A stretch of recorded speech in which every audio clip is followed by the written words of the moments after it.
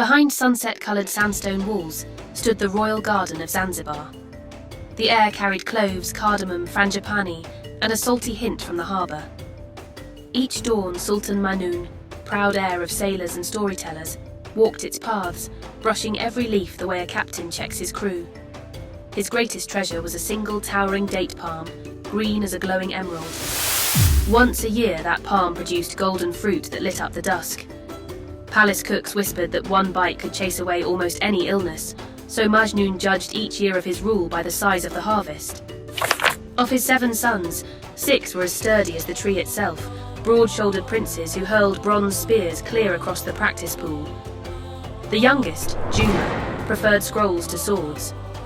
While steel clanged in the courtyard, he sat beneath shaded arches copying sea serpent legends onto palm leaves. His brothers called him Bee-Wing because he darted between library and herb beds while they roared like lions. Majnun smiled when servants praised Juma's gentle heart, yet secretly feared softness would weaken the royal line.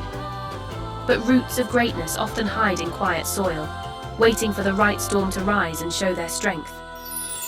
The night the great date palm shone bright gold in midsummer, the whole city grew excited. Riders hurried along every road shouting that the Sultan would share the first sweet fruit at a feast as joyful as ever. But at sunrise the gardeners cried out. Every ripe bunch had vanished, each stem cut so neatly it still glimmered with sap. Guards searched the garden paths but found no footprints, only one tiny tuft of soft golden fluff stuck on a thorn. Sultan Majnun's smile vanished. He ordered his 7 sons to guard the tree in pairs, carrying sharp swords and heavy bronze shields. That first night, dark clouds rolled in. The 2 oldest sons stood tall at sunset, armor gleaming, yet by midnight rain tapped them to sleep against the trunk. Dawn showed bare stems dripping honey-coloured sap once more. Embarrassed, the brothers insisted they had heard only wind. The next pair drank strong coffee, beat drums and chanted, yet they nodded off too. Rumours raced through the markets. Some people blamed tricky jinn, others joked about clever monkeys. Mainoun's anger boiled. He struck his ivory throne and swore the next son who failed would be banished. No prince volunteered until gentle Juma, eyes bright though his voice was soft, walked forward and bowed. Laughter echoed in the hall, but the Sultan, trapped by his own pride, allowed the quiet son one chance to save both the tree and the family's honour. Juma got ready for his night watch in his own quiet way. He roasted bitter beans and chewed them to stay awake. He carried a small gourd of sand and sprinkled some into his eyes whenever he started to feel sleepy. As the garden filled with the soft sounds of night insects, Juma sat beneath the glowing date tree, listening and waiting. Time passed slowly. Then suddenly, everything became still. Even the fountain sounded loud. Out of the dark sky, a glowing bird appeared. It was small like a falcon, but its feathers glowed like sunlight. The bird floated down, gently picked a date from the tree and ate it. Juma stood and quickly caught the bird in his hand. It didn't fight. Instead, it looked at him calmly and spoke in his mind. "Let me go and I will give you a magical feather. Burn it in danger and I will return." Surprised, Juma let the bird go. It plucked a shining feather, placed it in his palm and flew away. At sunrise, the date tree was full of untouched fruit. Juma brought the baskets to his father. While the court whispered in shock, he simply said, "The garden is safe, father." And though no one saw it yet, his journey had truly begun. Mainoun looked at the full baskets of dates, then at Juma. He felt both pride and surprise. That day he called a council meeting but left early, walking alone through the garden. That evening, he asked Juma to join him in the map room, filled with rolled-up scrolls and soft lamplight. Instead of scolding him, the Sultan asked Juma to explain what happened. Juma spoke clearly, leaving out the magical feather. He said he stayed awake by being alert, patient and humble. The Sultan nodded, and for the first time his hard expression softened. He gave Juma a copper spear, both decorative and sharp, and ordered his story to be written in the royal records. But soon, news of strange animal attacks spread. Farmers said something was killing livestock, leaving no tracks except huge paw prints. People whispered that it might be the Sultan's pet cat, Mwezi, now grown wild and dangerous. Mainun refused to believe it. "It's mine," he said. "It'll come when I call." But Juma sensed something was wrong. He saw claw marks near the stables, heard fear in the quiet halls, and kept the bird's glowing feather close. He knew a greater danger was near. For many nights with no moon, things in the kingdom got worse. First goats disappeared, then oxen, then even a farmhand. The trails left behind ended in torn grass and dark stains so eerie that not even vultures came near. People began whispering the name Nunda, the eater of people, a creature from old stories said to appear when leaders ignored danger. Sultan Majnun refused to believe it. He laughed in front of his people, but behind closed doors he was furious and banned the name from being spoken in the palace. As fear spread, markets shut early, warning drums replaced festival songs, and torches lit up streets like glowing fireflies. Juma began walking the outer paths at night, studying where fear struck. Then he learned a terrible truth. The Sultan had secretly sent 3 of his older sons with soldiers to defeat whatever was out there. They never returned. Only one bloody horse came back. The palace mourned in silence. Finally, the Sultan admitted the threat was real. He called it a demon and promised riches to anyone who could kill it. Few dared. But Juma stepped forward, not for gold or glory, but to honor his lost brothers and protect the kingdom he loved in silence.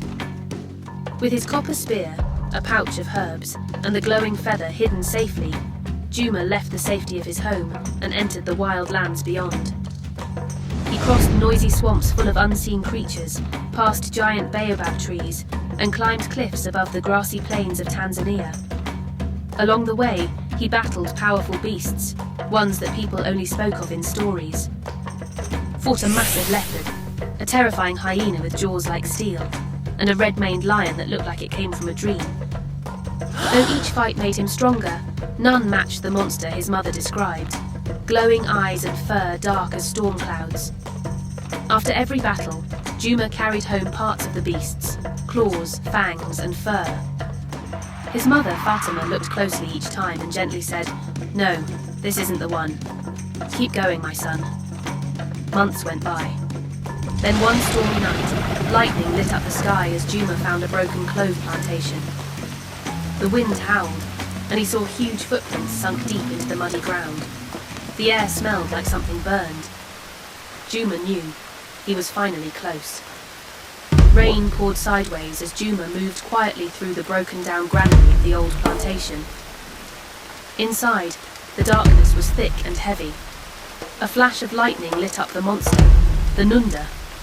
It was huge, with black spikes down its back and glowing amber eyes. Its breath rose like steam and smelled of metal and something rotten. Juma held up the golden feather.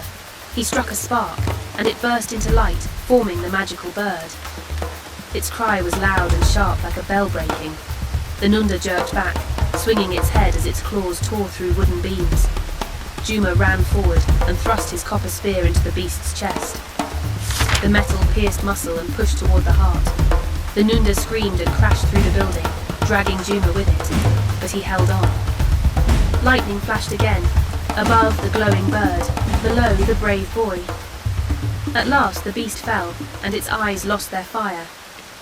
Rain washed over them. Juma, soaked and shaking, whispered a thank you to the bird and his ancestors. But he didn't move right away. He tied the monster's body and waited until daylight proved it was really dead. Then, slowly, he began the long journey back home, pulling the beast behind him.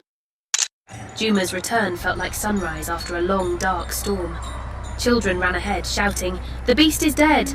Drummers started playing in the streets, and their rhythms shook windows. In the palace square, the Nunda's huge body lay across the tiles like a dark shadow. From the balcony, Fatima slowly came forward.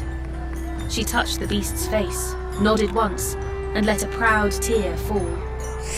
Then Sultan Majnun came down barefoot, no longer proud and mighty, but humbled. He dropped to his knees before Juma and held his mud-covered hands. In front of the entire kingdom, he took off his royal ring and slid it onto Juma's finger.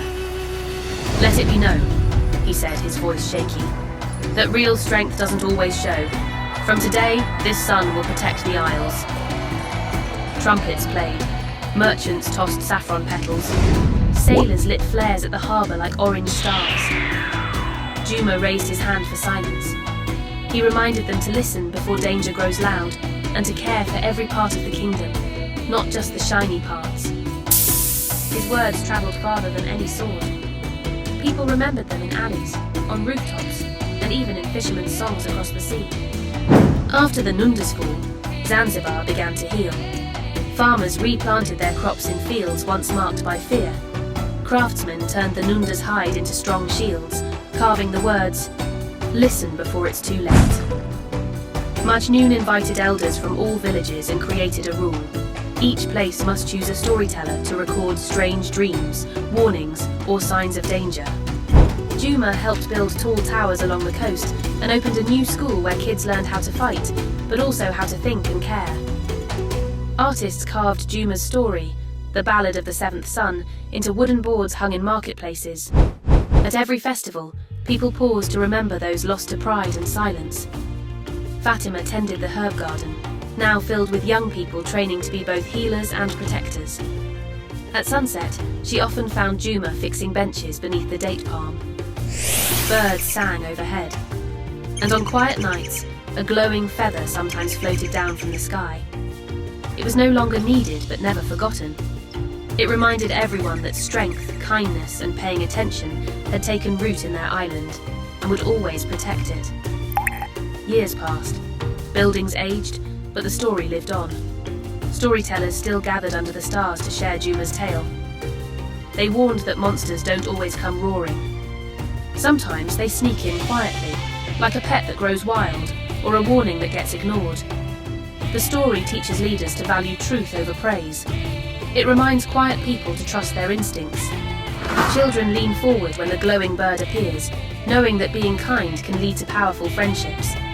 They cheer when Juma defeats the Nunda, but the real victory is the Sultan's change of heart, and a kingdom that finally learned to listen. In classrooms, kids act out the tale with costumes, each hoping to be the one brave enough to act when others freeze. Scholars debate whether the Nunda was real or just a story. But all agree its message is clear. Trouble grows when no one pays attention. And even now, as small golden birds fly above Zanzibar gardens, the legend whispers, "Be alert, be humble, and be ready." Real heroes don't always wear crowns. Sometimes they hold feathers, keep watch and rise when others rest. Thanks for watching. If you enjoy the content, please like, comment and subscribe. God bless.